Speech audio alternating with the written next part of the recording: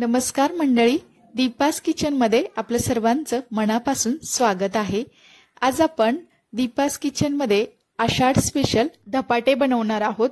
विशेष करून पंढरपूर भागामध्ये अशा प्रकारचे धपाटे बनवले जातात। हे धपाटे अधिक पौष्टिक असतात, त्यामुळे तुम्ही मुलांच्या टिफिनसाठी सुद्धा देऊ शकता किंवा आषाढ महिना लागला की सहसा प्रत्येकाच्याच घरी दही धपाट्याचा बेत बनला जातो। विशेष म्हणजे पंढरपूर भागामध्ये आषाढी एकादशीच्या आदल्या दिवशी बऱ्याच घरामध्ये अशा प्रकारची धपाटे बनवली जातात। आज मी तुम्हाला अशीच खमंग, अगदी चटपटीत लागणारी तसेच अगदी मऊसूद आणि लुसलुशीत असणारी ही धपाट्याची रेसिपी शेअर करणार आहे। चला तर मग आपण वेळ न घालवता रेसिपीला सुरुवात करूयात। धपाटे बनवण्यासाठी सुरुवातीला आपण इथे वाटण तयार करून घेऊयात। त्यासाठी 25 ते 30 लसूण पाकळ्या घ्यायच्या आहेत, 8 ते 10 हिरव्या मिरच्या, तसेच अर्धा चमचा आपण इथे जिरे घ्यायचे आहेत आणि अर्धा चमचा ओवा सुद्धा घालायचा आहे। हे आता आपण मिक्सरला पाणी न घालता चांगलं बारीक करून घ्यायचं आहे। इथे तुम्ही बघू शकता हे मी अगदी व्यवस्थित असं वाटून घेतलेलं आहे। ते आता एका दुसऱ्या डिश मध्ये आपण काढून घेऊयात। त्यानंतर आपण इथे पीठ घेऊयात। तर सुरुवातीला 2 वाट्या इतकं ज्वारीचं पीठ घेतलेलं आहे। अगदी त्याच वाटीने अर्धी वाटी इतकं गव्हाचं पीठ घ्यायचं आहे। यामध्ये आपण पाव वाटी इतकं बेसनचं पीठ घालायचं आहे।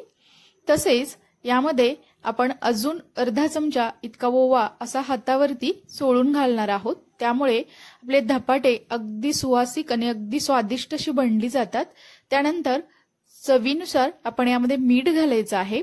तसेच 1 चमचा इथे आपण हळद सुद्धा घालायची आहे, त्यामुळे अगदी छान असा कलर येतो। तसेच आपण तयार करून घेतलेलं हे सर्व वाटण घालूयात। तर मिरची किंवा तिखट तुमच्या आवडीनुसार तुम्ही कमी अधिक करू शकता। त्यानंतर इथे मी एक मोठ्या आकाराचा बारीक चिरून घेतलेला कांदा घातलेला आहे। तसेच 1 चमचा इथे पांढरे तीळ सुद्धा घालायचे आहेत। आपण कणकेमध्ये सुद्धा घालणार आहोत आणि वरून सुद्धा लावण्यासाठी तीळ वापरणार आहोत। त्यानंतर इथे बारीक चिरून घेतलेली अशी हिरवीगार कोथिंबीर घालायची आहे। आता हे सर्व जिन्नस पिठामध्ये अगदी व्यवस्थित मिक्स करून घेऊयात। त्यानंतर इथे मी 1 चमचा लाल तिखट सुद्धा घातलेला आहे।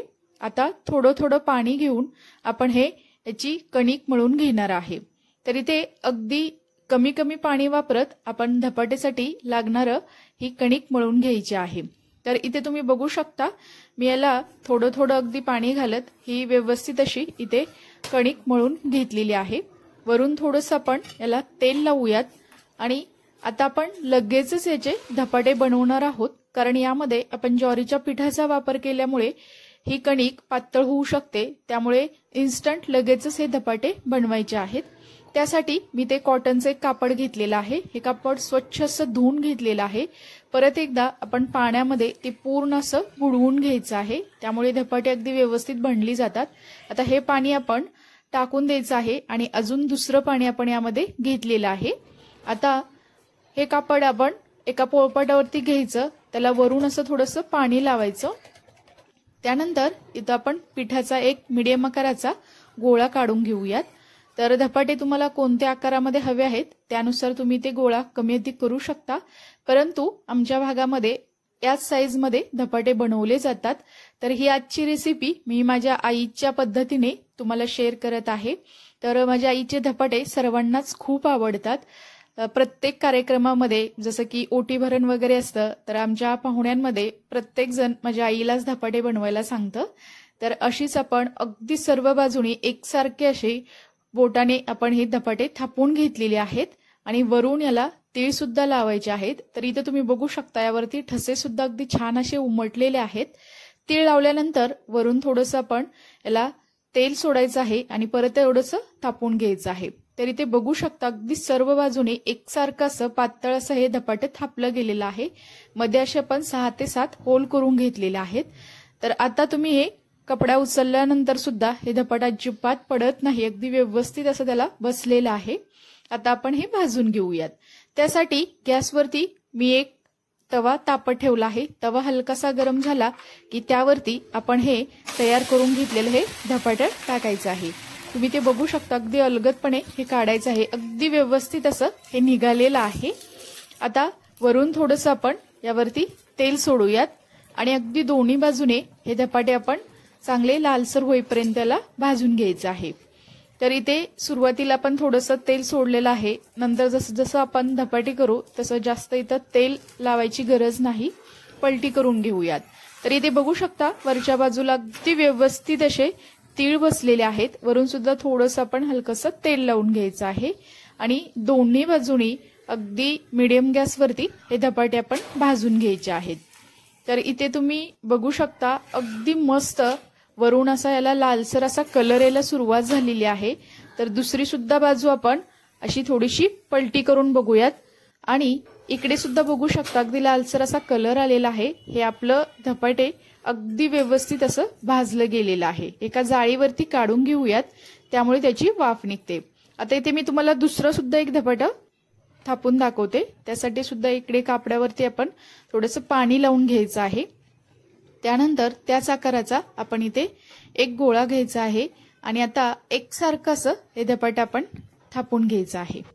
तर इथे बघू शकता अजिबात मध्ये हे धपाटं जाड होत नाही किंवा अगदी कडेला जाड राहत नाही किंवा कडेला पातळ आणि मध्ये जाड असंही होत नाही, अगदी सर्व बाजूनी एकसारखं असं थापलं जातं। त्यामुळे अगदी मस्त लुसलुशीत मऊ अशी ही धपाटी बनली जातात।